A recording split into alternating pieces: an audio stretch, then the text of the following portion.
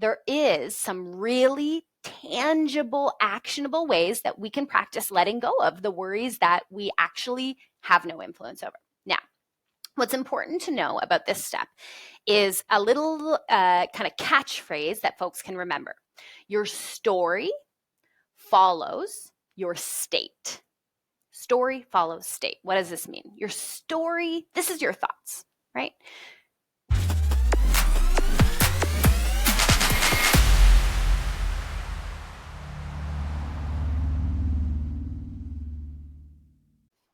Well, we're back here with Trish Tutton on the Coachful Coaching Leadership Podcast, and I just pressed record, continuing our conversation, Trish. So we were just talking about stress. What's up with that? And this is the time of year. This is December right now. It seems like folks are stressing about end of fiscal year, end of calendar year.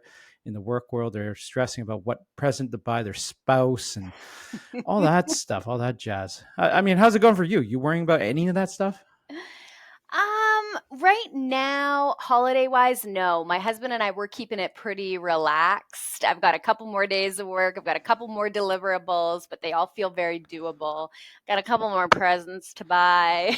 Yeah. But I think we'll be good. But we keep it pretty low key. We're not this year hosting a lot of family nor going to visit family. So it's going to be very low key this year. But that doesn't mean that I don't know what that experience is like and have had those experiences. And I think one of the biggest things about the holidays that creates a lot of stress for people is actually what creates stress all the time, which is change. It's a changing time. Our schedules are changing. Our expectations change. Our interactions with our family, maybe are increasing and that's change. And it's just, we humans don't do that great with change, unfortunately. What's your take on resolutions, by the way? Oh, like New Year's resolutions. Yeah. Yeah. Okay. So I love this question. My take is this. The new year, like your birthday, which my birthday actually just passed, is... Happy birthday. Thank you. I wasn't saying that to ask for it, but I was saying it to like... Legal drinking age now? I'm there. What's that? Legal drinking age yet? Yes. Okay, yeah, but still getting carded sometimes. Yeah. I know, right? Score. I say it because it's very present for me. Your birthday, New Year's, it really is. Yes, it's just another day. But I think the reason why people are so into resolutions and goal setting during that time of year is it's a marker. It's like a line in the sand of time is a passing. You know what I mean? Like it's that recognition of, oh, yeah, you think back to last year and you think back to what you've done in the year and what you maybe want to. It's just one of those days in the year where we're really, really aware that time is passing.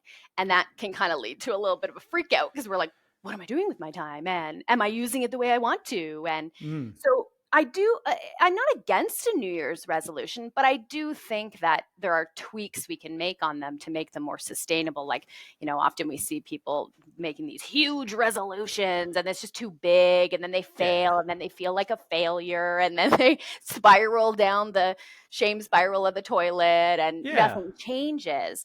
So I'm a fan of setting goals and I'm also a fan of checking in with them more regularly than just once a year. Yeah. I ask about it. It's that time of year again, and folks always like, oh, I'll do this next year. And where I've learned what works for me, I'm only going to speak for me, is that if I want to get something done or achieve something, I start today. Right. Not yesterday, not the day before, not tomorrow, not next week. Yeah. Like, right now we're going into planning at work, right? Yeah. And some folks say, oh, we'll do that you name the month. In the first quarter. And I say, why can't we start today? And it's like, you think that the team dynamics with that team is going to be better in January? Why aren't we starting right now? If we've identified the problem, we know there's an opportunity. Right. Why aren't we starting today? Yeah, we have this weird idea that we need like a new day or we need a start of a new month to start something, or we need the start of a new year, or it needs to be on a Monday. And it's like, the cool thing when I think about what I teach with mindfulness is really about presence in each moment. It's like any moment really is a time for a new choice. In every moment, we have choices. So you could make a new choice in this moment. You don't need to wait for Monday morning or January 1st or. Yeah. Well, let's level set for everyone who's listening on this. Trish Tutton's been on this podcast once before, episode 13 for those of you who are just listening. So we'll link that in the show notes. We're at episode number 20. I think you're number 24 now. So Nice. yeah, nice. I'm a 1%er apparently. Congrats. A 1%er in terms of like number of episodes. So Yeah, fair enough. But thanks for contributing to that, by the way, Trish. Yeah, my pleasure. But I guess for the folks who don't know you, if you can just introduce yourself, what you do Yeah. For everyone. Yeah, absolutely. I'm based in Banff National Park in Alberta.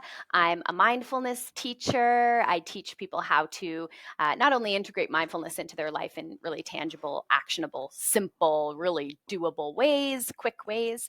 I teach meditation, which most folks, have. Even if they have a small knowledge of mindfulness, they have some sort of connection in their brain of, oh, isn't meditation in there? So I do teach meditation. I'm a speaker. I speak at conferences. I facilitate trainings for organizations to help their teams learn how to use mindfulness as a tool to reduce stress, as a well-being tool, just an overall kind of life enhancement tool. No, that's excellent. And Trish, there's going to be, I want to start off this podcast addressing this right away. There's going to be some folks in their last podcast. I was saying, hey, when I thought of mindfulness in the past, I thought I'm floating on a lily pad, woo woo, and that's the reality of not what it is, right? Mm-hmm. So for anyone listening right now, about to skip forward, don't you dare, Trish, if you can just ground everyone in what this means in a practical sense, mindfulness, Yeah. and also talk about how, you work with executives, you work with, people in the corporate world, nonprofit world, it doesn't matter. Yeah.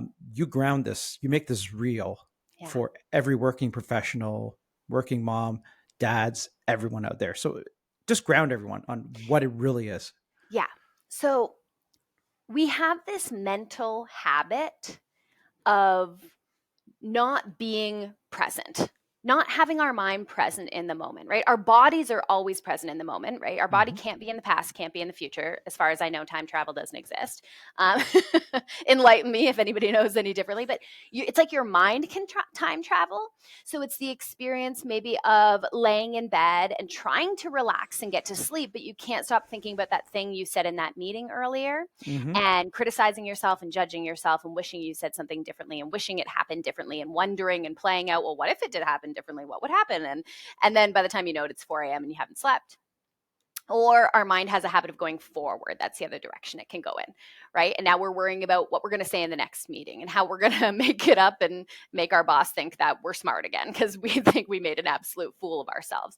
Or we're worried about the future and how our finances are going to turn out, or our career, or our relationship, or climate change, or anything. And again, we can find ourselves losing sleep because of that. We can find ourselves just riddled with like body tension, right? Knots and just tension, headaches and migraines. We can find ourselves in a state when our mind is doing this a lot of what one woman in a workshop I taught called pre-irritated. She said it's kind of like when you preheat your oven when you're ready to like cook your, holiday turkey or whatever, but you're just pre-irritated. I think of it like you're wearing a jacket that's like 3 sizes too tight. So you move around your day and your life in this just kind of irritable, like annoyed, frustrated, state. And then any little thing happens in your life that doesn't go your way, right? And you just lose it, right? You're maybe reactive, and often with the people that we care about the most, unfortunately. They're the ones who bear the brunt of that. So mindfulness is simply us training our mind to do less of that. Now, there's no perfect destination or goal of having a mind that never wanders to the past and never wanders to the future. It's literally impossible. It's what our brain does because it's trying to kind of get certainty in a world that its very nature is uncertain. Yeah. So it's an impossible task. So our mind is always going to wander, but practicing mindfulness is going to help our mind do a little less of that. So reducing, a lot of our stress, which actually often doesn't come from what's occurring in this moment right now. It comes from us worrying about what might happen in the future or dwelling on what happened in the Yeah. past. Yeah. Yeah. I'm finding it's about catching yourself when Yes. something when you know something's about to happen, when you know you're about to react a certain way, you're Yes. catching yourself because it's being mindful as in like, hey, I'm right here. I've noticed something happening. It's like That's noticing right. when the light's about to turn red because you see the crossing, the crosswalk light changing. You're Yes. anticipating that, right? And so the other thing that I think folks who think about mindfulness or doubters, they also think it should be easy. Once you start doing it, everything should come easily. I should be Wouldn't it be absolutely nice? in nirvana, right? And in fact, it's hard work, but it's It just is. like brushing your teeth. No one Yeah. doesn't, and flossing, Yeah. going for walks every day. Yeah. It's it's necessary, right? It's like it's kind of brain exercise is what It it is is. brain So exercise. you can relate it actually to physical exercise. And physical exercise is simple. Simple, but what is simple is not necessarily easy. Those are two Hmm. different things, right? So it is simple to get into an exercise regime because you say to yourself, okay, 3 times a week, I'm going to do 45 minutes. I'm going to get some weights. I'm going to do some squats, some lunges, some bicep curls, whatever you have that's actually pretty simple. And if you do that, you get results, right? It's very simple. It's not complicated. But it's not necessarily easy because you have to do it. You have to make the time for it. You have to, arrange for other people who maybe are in your care to be cared for while you're doing that. Your schedule has to align. You have to make sure you have to somehow, get the motivation to do it and the Yeah. inner will. And so it's simple, but it's not always easy in execution. Yeah. Well, let's center on and I was looking at your blog. One of your blog posts caught my eye. That might be appropriate for this time of year, especially for working professionals. New budgets are coming along. End of year stuff that needs to happen. Beginning of the year stuff that needs to happen. Your blog post about stressed at work. Learn 5 ways to worry less. I Yeah. guess put that in context to the working professional that's out there, leaders Mhm. out there, anyone. Mhm. How might this apply to them? How can they work to reduce their stress or manage it Yeah. this time of year? I think I talk to so many people about this, and I think that stress is definitely like one of the things that causes the most stress for a lot of people is work, right? And one of the ways that I think stress manifests itself that we connect with, because the word stress I think is just thrown around so much. So I Hmm. wanted to really focus on this kind of symptom of stress, which is feeling worried.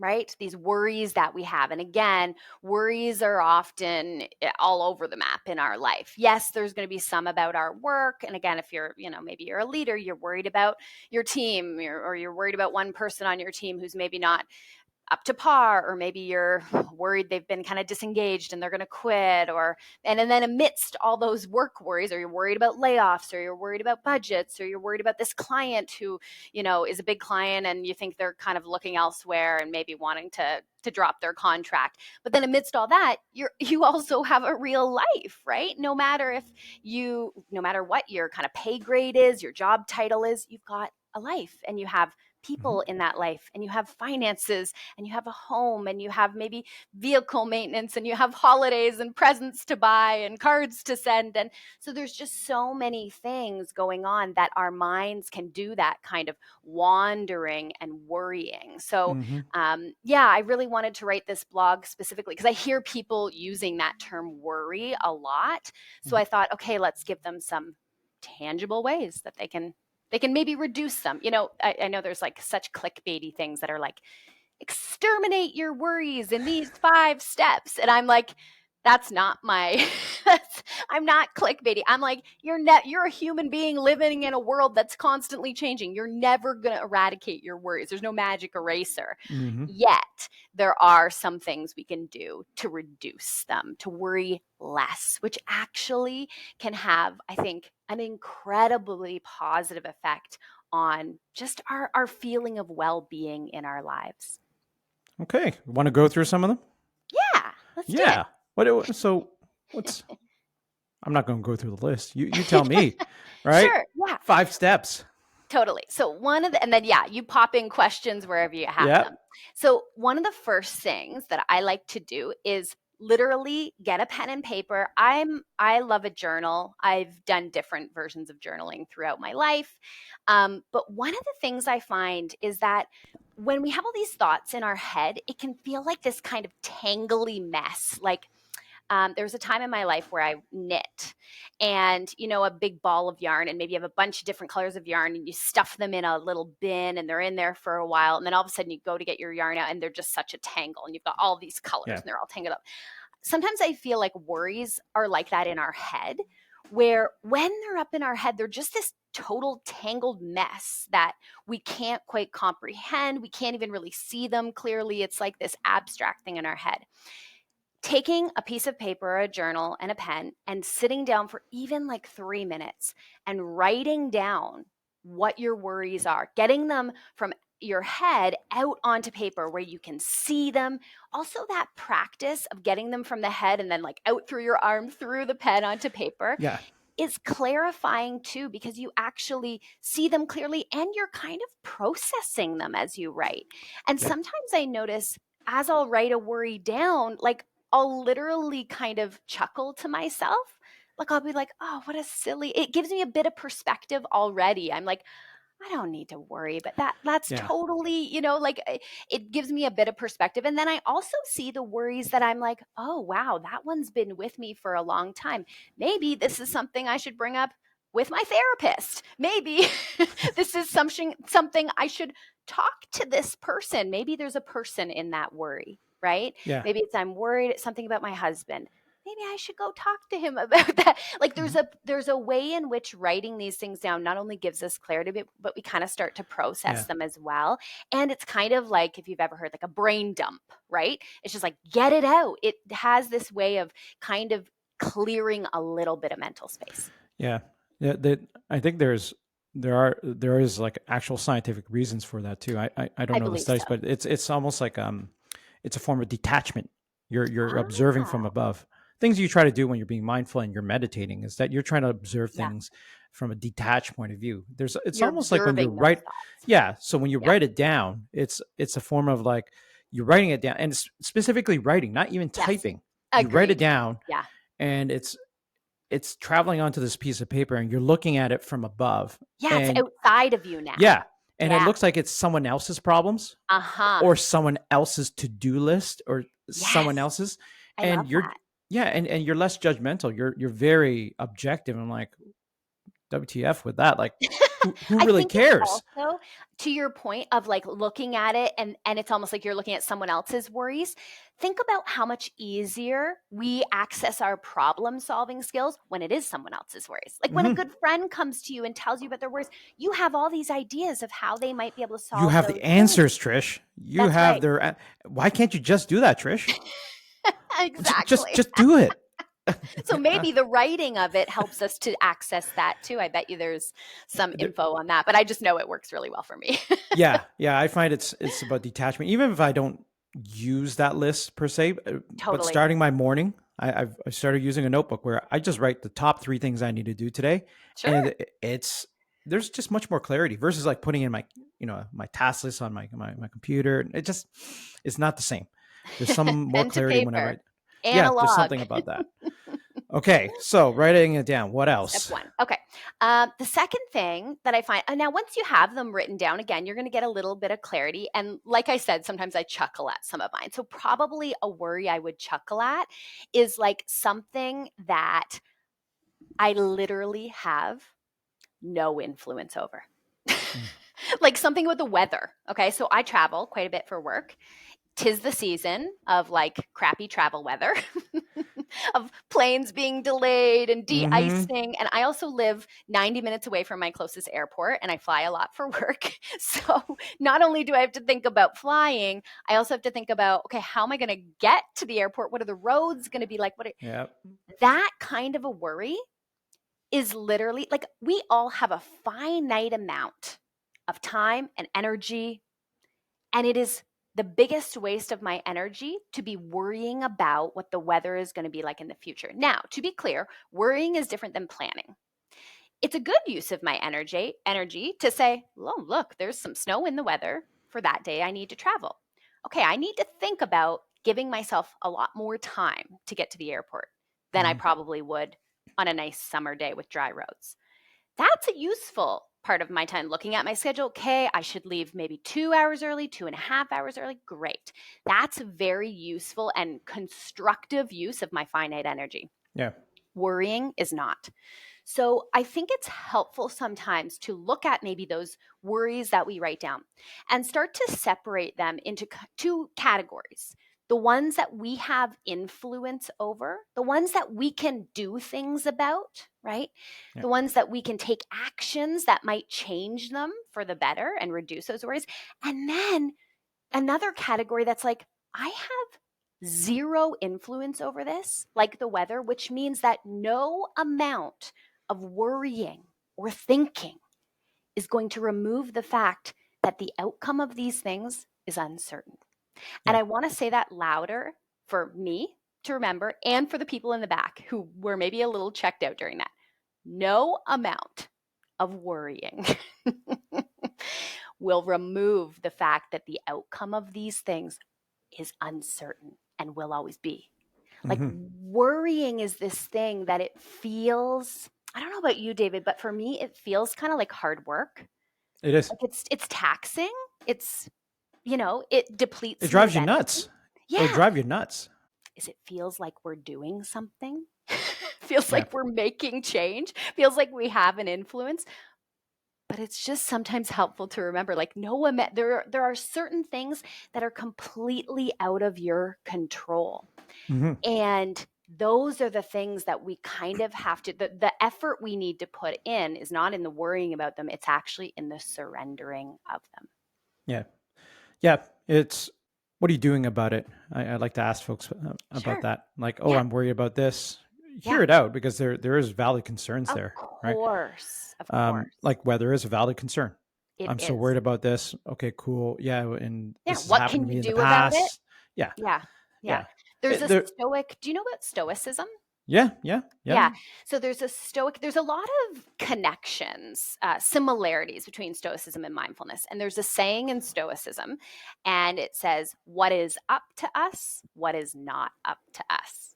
And the idea is to be thoughtful and purposeful in our choices of focusing more on what is up to us, right? Because when we focus on what is actually in our power, when we focus on what we can actually influence, it's almost like it magnifies and enhances that power. And then when we focus on what we have zero power over, it depletes us of a lot of energy. It depletes us of positivity and optimism. And it's kind of a total waste of our time. And it also is a little bit self-destructive, actually. It is. Unfortunately, we're humans. We have emotions. But yes, stoicism, I've read some of Ryan Holiday's works as well. Right. And he resurfaces a lot of the ancient Stoics. A lot of them were like Greek and Roman Stoics, and I recently read Lives of the Stoics as well. So cool! I haven't read that one. Yeah, where he basically does a biography of some of the well-known Stoics, and for some reason, even in the Roman Empire, always ended in some sort of tragedy. Okay, like some king did not approve of this Stoic who was an advisor, and basically they said, kill yourself or we'll come kill you. It always ended in that way. Brutal. It was absolutely brutal in that empire. And so these guys are like, all right, I'm just gonna have a last meal here, and I'm gonna lock myself in a room, do what I gotta do. And it's just amazing, like some of these guys who lived during that time. Yeah, it's absolutely brutal. I hope those stories aren't real, but I I think it think they is. are. I think they're, and sometimes we think our world is bad. And don't get me wrong, there is a lot of horrific things, Yeah. especially now, going on. But there's a really great book called Enlightenment Now, Mm. by Stephen something. Anyhow, his argument is like, we talk about how terrible things are in our world, and there are terrible things that Hmm. are happening and happen. And now, if you could look at the history of humans and make a decision objectively of when you wanted to live, he's like, you'd choose now. Yep. Yep. Yeah. You ever watch Marco Polo? Talking about like No. that show. It was on HBO. I only watched a few episodes and I'm like, all right, Okay. I'm good. But it was talking about the reign of Genghis Khan, Oh, sure. and Marco Polo going, I don't know if it's fictional, but going over there and, and visiting that empire. And I mean, let's just say there's millions of people that exist on Earth today that have Genghis Khan's DNA. Fair. So If we think about believe what in he did. reincarnation, right? It's No, like, it's what he did to the populations that he oh, conquered. I see what you're saying. Okay. Yeah, yeah, Yeah, yeah, yeah. yeah, he Yeah. wiped out a good proportion of the world's population, and Yeah. in return, he also reproduced a Sure. lot in his, yeah, Literally have his very DNA. little. Yep. Yes, Got it. literally, there's millions of people that still have his DNA to this day. Wow. They can trace it back, and so Wild. yes, it was wild. We won't get into that, but yeah, but that was. But you read that history, you're like, oh, okay, I don't have it so bad. This is Right, pretty right. good. All right. Wow, we went on a tangent there. So write down your worries. Focus on what you can control. Yes. Okay. What else, Trish? So, in the focus on what you can control, I started to talk about the things you can't control and how it's a total waste of your time, your finite time and energy to worry about those things, right? So then I said, I used a very, a very maybe like yoga meditation teacher saying that we hear, let go of your worries, let go of the things you can't control, which I know I roll at too. Yeah. But there is some really tangible, actionable ways that we can practice letting go of the worries that we actually have no influence over. Now, what's important to know about this step is a little kind of catchphrase that folks can remember. Your story follows your state. Story follows state. What does this mean? Your story, this is your thoughts, right? We all have, if you have a sibling, you might know this, that you'll talk about something that happened when you were a kid and your story differs from their story. You're Oh like, no, yes. no, no, that's not what happened. This is what happened. I literally Mm-hmm. was just with my family like a week ago, and I have an older sister, and we were talking about something, and this literally occurred. No, this happened. No, it happened like this. So, perception is a big deal. Yep. The way our minds interpret what happens. Okay, so your story is how you're interpreting what's happening, the way you're thinking about your life and whatever the situation is that you're worrying about. Great. Your story is going to follow your state. Your state is your nervous system state. For the simplicity of our conversation, there are two main states your nervous system can be in. Many folks will be aware: stress, fight or flight, right? Or relaxation and rest. Meaning, when your nervous system is in the fight or flight state, that stress state, your story follows your state. Your Mm-hmm. thoughts are going to follow that direction of stress, worry, fear, anxiety, overwhelm.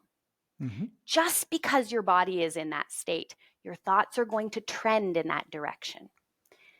So, you might be deducing that if we could shift our nervous system into that relaxation, rest mode, well, what might our thoughts trend toward then? Maybe our thoughts would be more present in the moment, more relaxed. Our thoughts would be more about safety, contentment, that things are actually okay, that we are okay.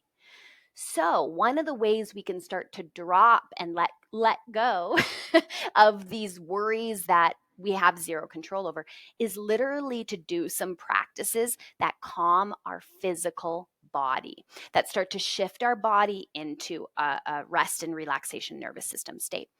There is a ton of things people can do.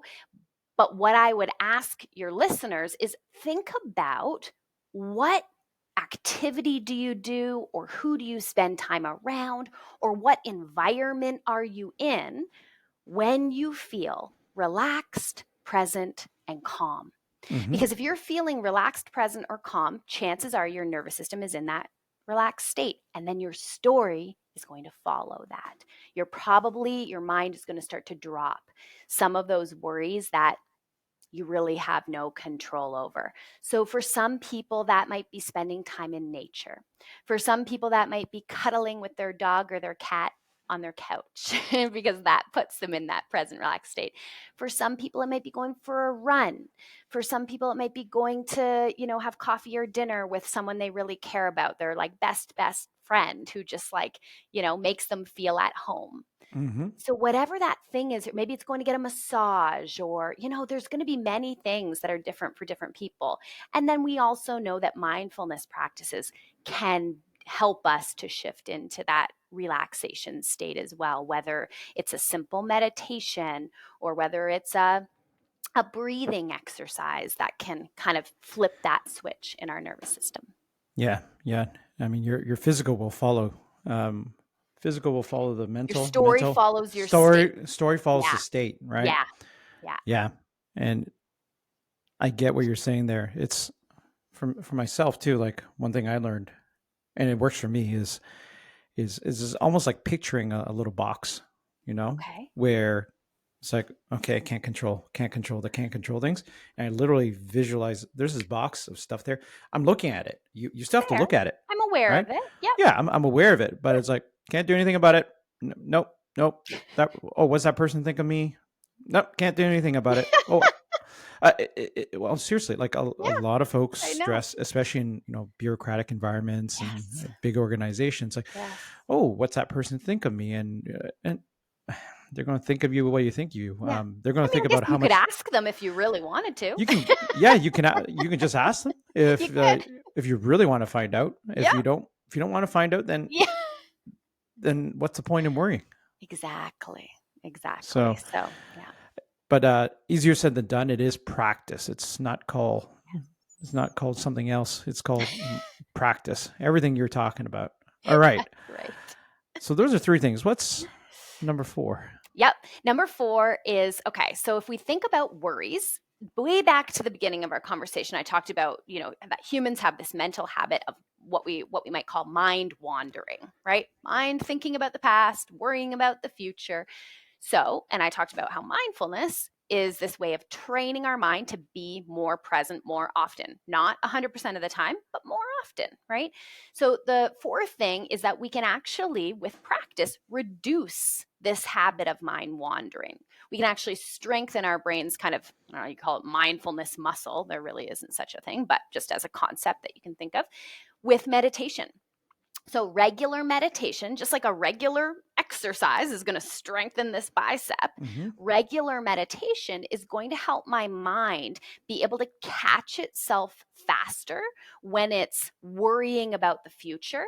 And it's going to help me to learn really simple, tangible techniques for me to anchor my mind back in the present moment. And the more I'm in the present, the less I'm worrying. So it's literally just teaching your brain about replacing that tendency to worry with being able to be present in this moment. And with practice, just like exercise, it gets easier and easier. I'm going to pseudo challenge that for a Yeah, second. sure. There's at least my perception of some folks. Some folks are so good at, it's almost like linear work. Like, I'm focused on this right now, Trish. Yep. And if you throw anything else at me, I'm just not going to even budge. I'm going to just keep focusing on this one thing. And that's not reality. That's not life either. But I've seen folks who've taken that suggestion to another level. Like, this is all I'm going to focus on is email for the next 30 minutes. I'm not going to budge from that too. And if anyone else calls me, I'm going to ignore that. Anyone texts me and calls me, like, and they take it to another level. Yeah. Or there's the other, like, I only answer emails from this time to this time. Right. Like, okay, that's not practical again, right? What would you say about that? Like, folks who are just almost like so regimented now, taken mindfulness to another level. I'm not even sure it's a practical Yeah. application of mindfulness. It's I mean, I guess everything in balance, right? I mean, the definition of mindfulness isn't being focused on one thing only at the cost of everything else. mm, The definition of mindfulness is attention in the present moment. So, are there times, yes, where we'd want to set some boundaries and say, I got to do some really focused work right now. And in order for me to be effective, I can't answer the phone and I can't answer my email for the next hour. Yep, yeah. absolutely. And I think, yeah, there's certainly a balance of that too. Like there's, yeah, an awareness of, I mean, also with mindfulness, it's awareness. It's awareness in the present moment, awareness of what you're doing, awareness of your feelings, awareness of other people's feelings, maybe awareness of the person who's calling you. It might be panicking and really needs you, and maybe you want to show up for them, and maybe now's not the time either, right? Mm-hmm. So yeah, I think what you're talking about, I wouldn't define it as much about mindfulness. I would say it's more about like some sort of very focused state at the cost of everything else, which I think sometimes is helpful and sometimes is probably not. And there's kind of a way in which we'd need to negotiate, yeah, what's the ideal time for that and what's not.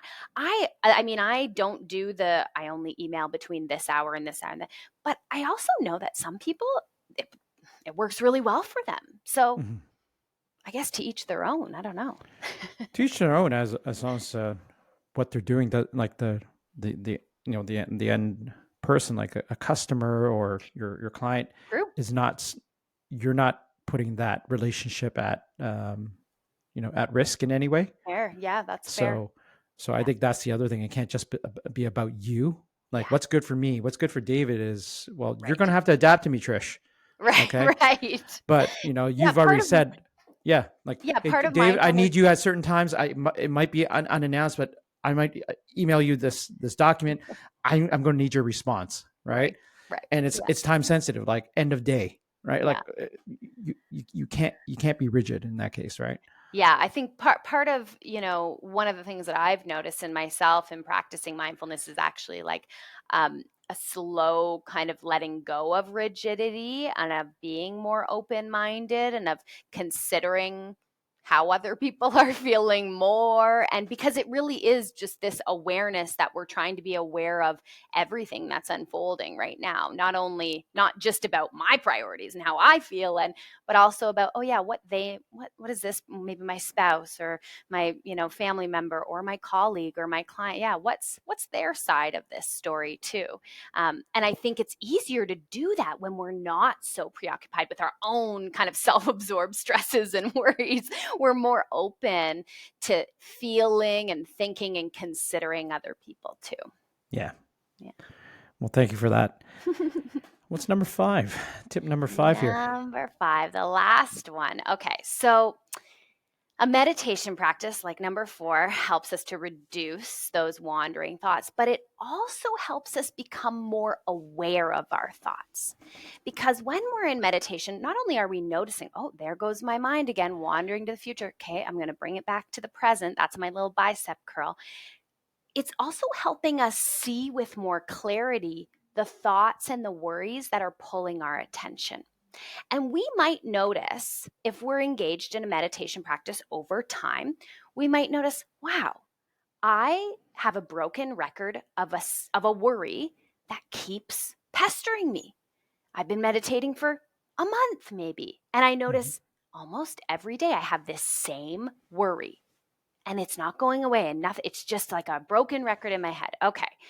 So now we can actually do something now that we're aware of that thought. Because so many people, you ask them what they're worried about, and sometimes they can't even put it into words. It's just a state of worry that they're Yeah. in, that tension in their body. But now we're aware of it. Okay, so now we know what we're worried about. Mhm. And there's a little simple kind of exercise that I often get people to go through if they're like, I have this one worry and it just like won't go away.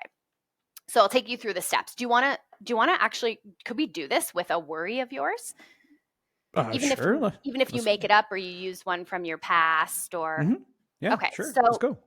and you don't even have to tell us exactly what the worry is to go through this. So think of one, Mhm. something that you're worried about. Let Mhm. me know when you've got it. Got it. Okay. I want you to just pause and notice, and it might help to close your eyes, it might not, doesn't matter. How strong, if you were to give like a percentage from 0 to 100%, how strong is this feeling of worry?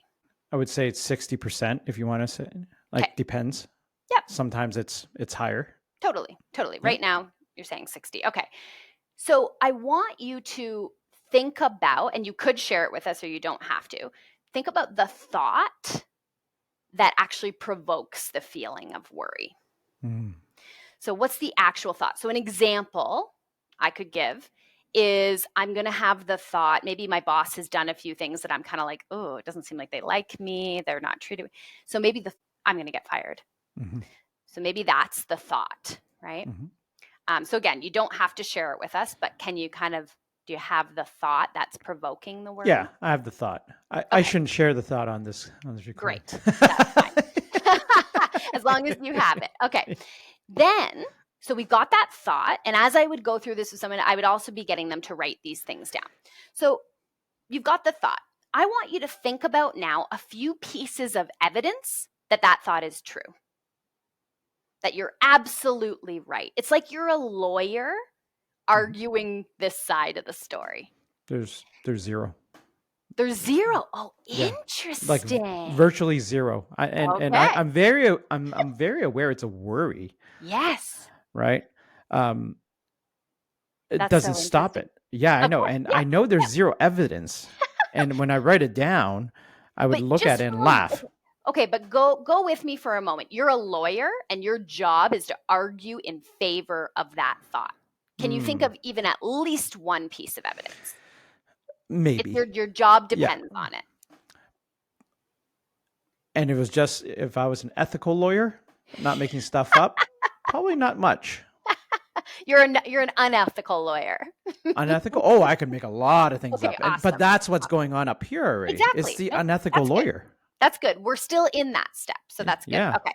So let's go back to even my example. So my boss has it out for me. I'm going to get fired, right? Then you're thinking of evidence. Well, they shot down my idea that time and they barely talked to me. And my performance review was like 5 minutes and they barely told me anything. And I've heard from other people that they're talking negatively, but whatever, right? So that's the side of like, we're fighting for this.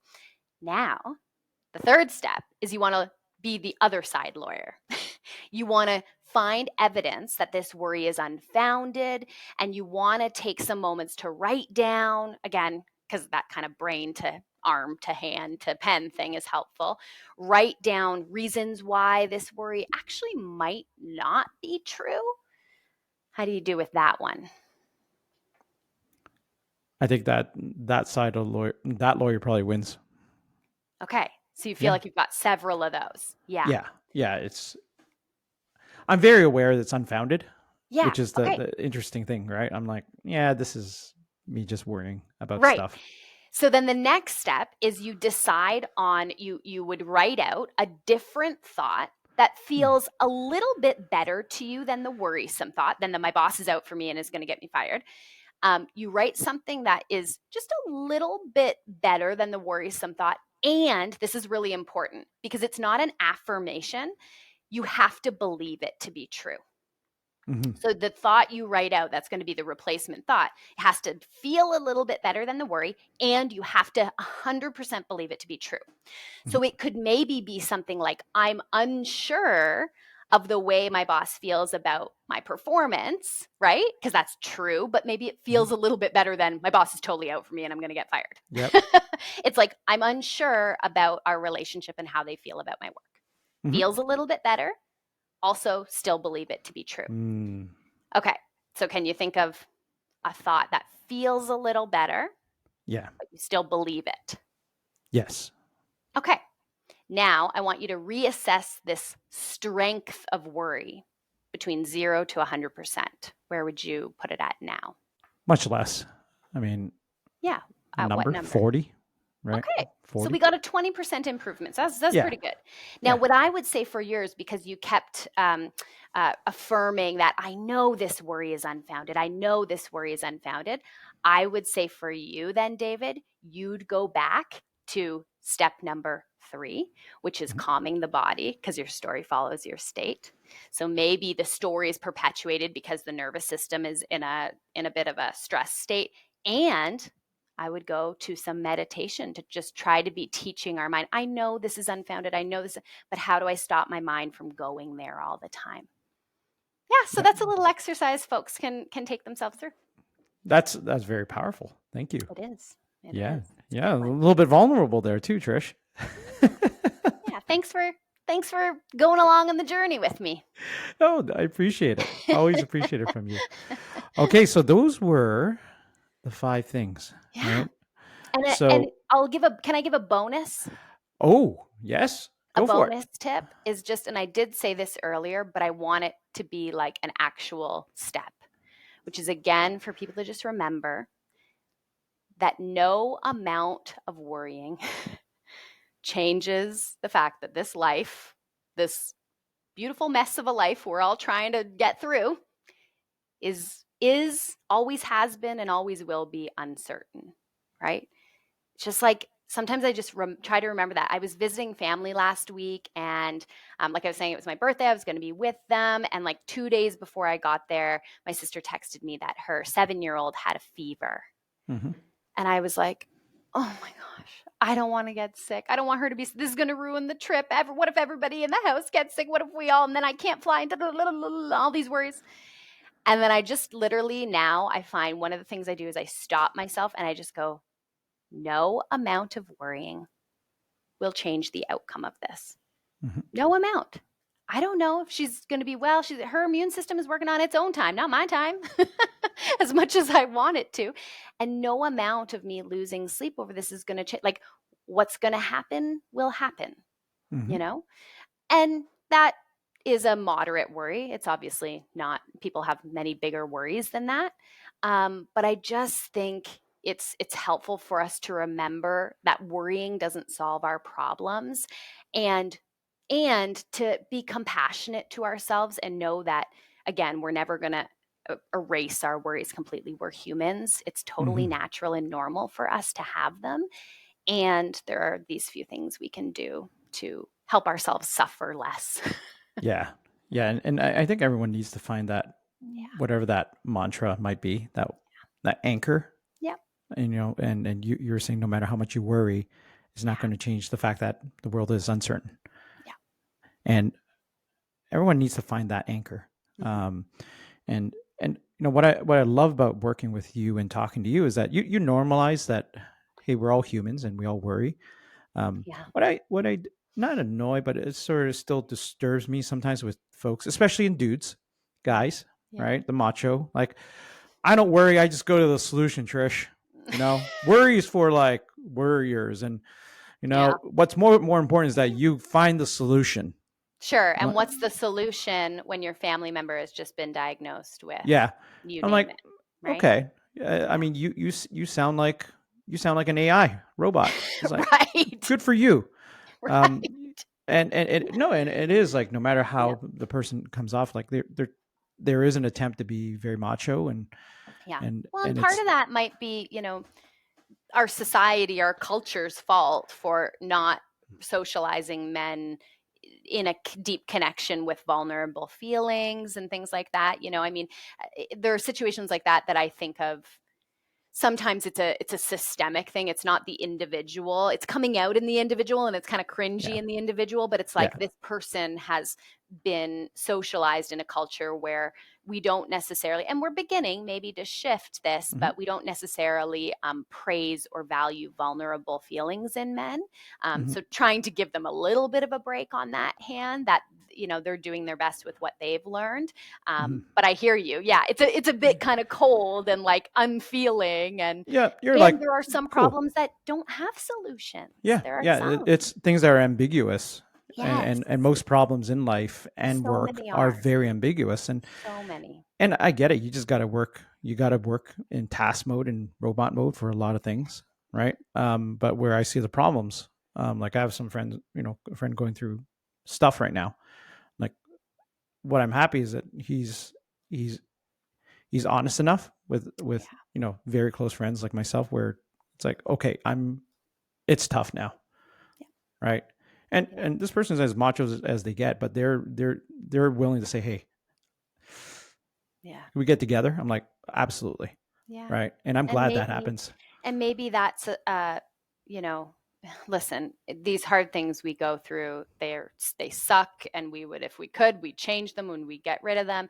And sometimes there are things we learn in those moments that like bring us to our knees. And maybe for this friend of yours, maybe this is one of the things that he'll take out of this experience is maybe a little bit of openness and vulnerability and a connection. It sounds like he's reaching out to friends for connection. And that, what a gift that is. Amidst going through something I'm sure is horrible, I can only imagine. Hopefully that is maybe something, a little like nugget of a gift that he'll find.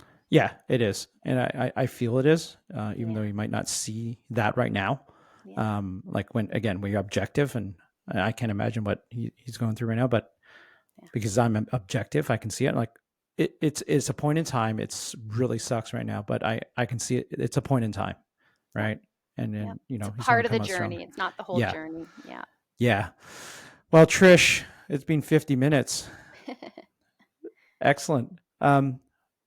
What else? What else is there? There's so much more. I mean, holidays are coming. Definitely. Right? What are you looking forward to? What am I looking forward to? I am looking forward to doing some baking. I'm a big baker. Oh, what do you like to bake? Well, cookies at the holidays, obviously. Okay. Other times of year, like, you know, breads and muffins and scones and things. But I've got a list of cookies that I'm making, some hot chocolate cookies, a thumbprint cookie that was the staple of my childhood with the jam. So I have to make those because it's not Christmas without those. And then I'm going to try a couple new recipes. An eggnog cookie is happening this year. I'm unsure, but we're going to try it out.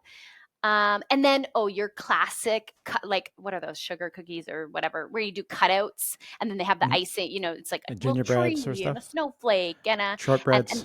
Like a shortbread. And then you do the icing on top, and the icing's the best part. So I just like load it on. Yeah. So I'm excited for that, for some baking. And I'm going to do some reading. And I have a whole list of holiday movies that I'm going to put on while I bake next week.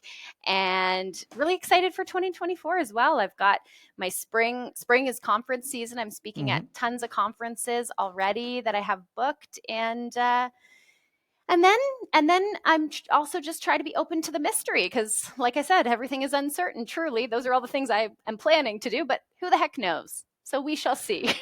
Who the heck knows? That's amen to that. Well, I'm looking forward to just spending time with family. I never travel.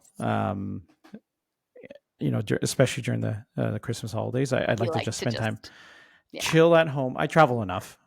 Fair. So. You know, I'd like to be just at home with family, seeing friends, reconnecting, and just reading. Like I've started to read paper books again. Nice. After a long Are you time. reading fiction or nonfiction? Paper books is usually nonfiction. Okay. Kindle stuff, it's usually fiction. Yeah, so a little bit of both. Yeah. Yeah. So I recently got back into fiction.